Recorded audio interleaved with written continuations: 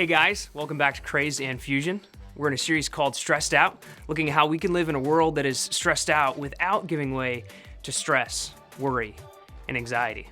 I don't think we need to convince you that our world is stressed out.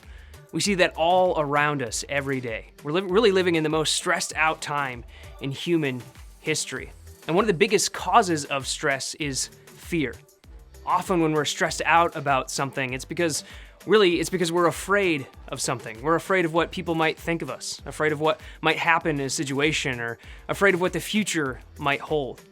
And that fear, if we let it, can take over our lives, and before we know it, we're stressed out and we are afraid. For me, most of the time I'm stressed out, it's because I'm afraid of what people might think of me. You see, I'm a perfectionist, I'm a people pleaser, and I'm an overachiever, and all that adds up to someone who naturally struggles with stress and with fear. I want everyone to like me, to think that I'm the best, and so I'm kind of constantly afraid of what people might say or think when I mess up or when I do something that makes me look like an idiot, which happens pretty much all of the time. In my flesh, I can let my life be overcome by fear and by stress. And I think if we can be honest with ourselves for a moment, we'd all admit that fear is really something that we struggle with often. Maybe you're afraid of different things than I am, but you can probably identify with that feeling of being afraid. We're really living in a world that's consumed by fear every single day. But here's the good news about fear. It's normal to have fear in a sin-stained world. Fear is part of life because really uncertainty is a part of life. And as humans, we're wired to be afraid of the unknown. Google defines fear as an unpleasant feeling triggered by the perception of danger, real or imagined. And in a world that has been broken by sin, there's a danger, or at least the possibility of danger, all around us all the time. And then add to that how sin has really twisted our minds, and the possibilities for imagined fear and imagined danger, it increases even more. Really, fear is a part of life. And so we shouldn't feel bad about having fear. In fact, if there's a real danger present, we should feel afraid. Anything else is actually foolishness. The problem with fear is when we let that fear rule our lives. It's normal to have fear, but if we let it, fear can wreck our lives.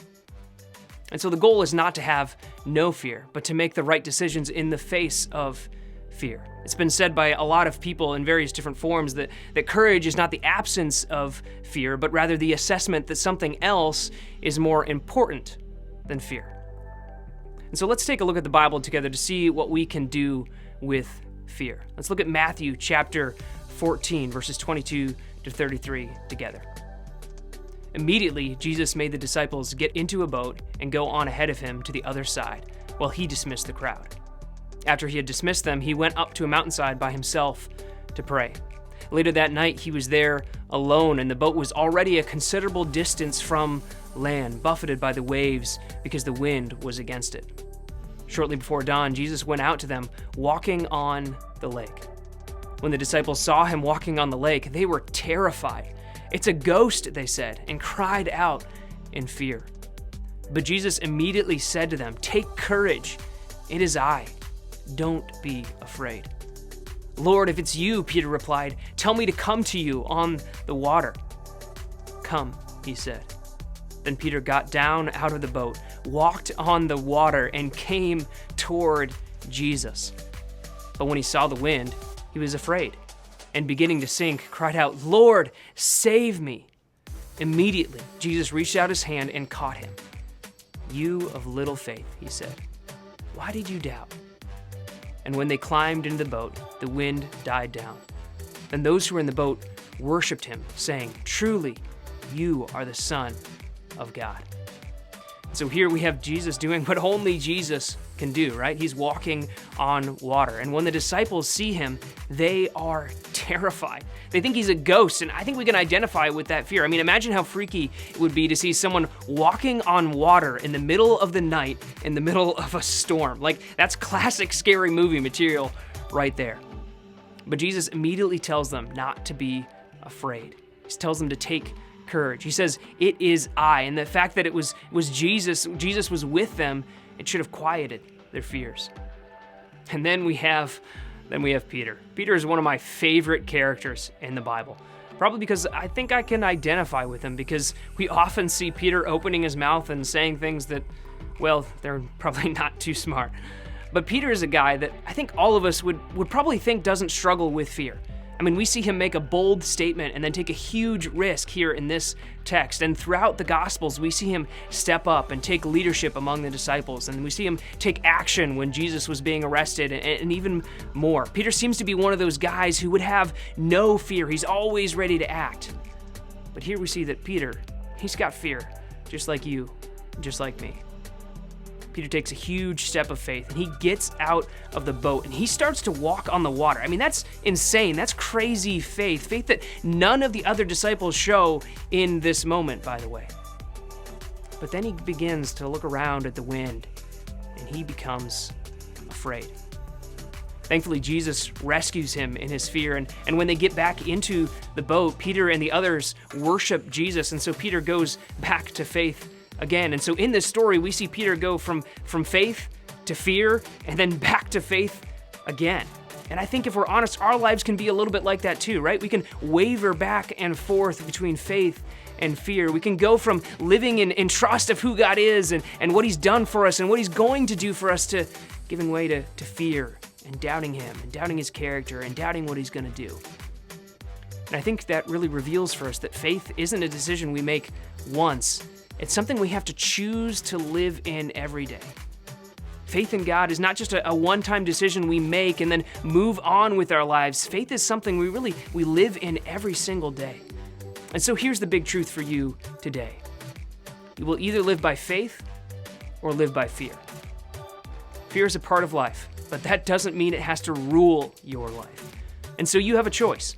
You can live by fear, letting it dictate your every decision, or you can choose to live by faith. In this story, Peter allowed his life to be ruled by fear for a few moments, and it almost killed him. If it wasn't for Jesus rescuing him, he would have drowned. There's an excellent book called We're All Freaking Out and Why We Don't Need to. And in there, David Marvin makes an excellent observation about faith and fear. I guess guys named David just seem to have tons of wisdom. But here's what he says. Grass and weeds require the same soil to grow, dirt. In the same way, fear and faith require the same soil to grow, uncertainty. Without uncertainty, fear can't grow, but neither can faith.